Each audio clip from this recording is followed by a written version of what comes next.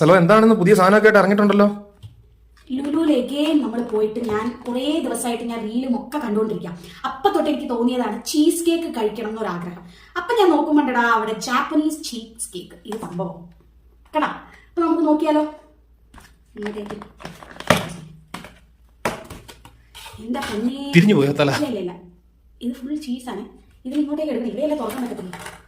എന്തൊക്കെയോ ഞാൻ കാട്ടുന്നുണ്ടേ. യോ, ഇത് ഫുൾ ചീസാണ്. ഇത് ഞാൻ ഫ്രിഡ്ജിൽ വെച്ചോണ്ട് കുറച്ചുകൂടെ കട്ടിയായി തോന്നുന്നു. ഇന്നത്തേനാണേ മുറിക്കാവേ. എനിക്കിത് ഒരു ഐഡിയ ഇല്ല. എനിക്ക് കേക്ക് കട്ട് ചെയ്തൊന്നും വലിയ പരിചയമില്ല ഗായ്സ്.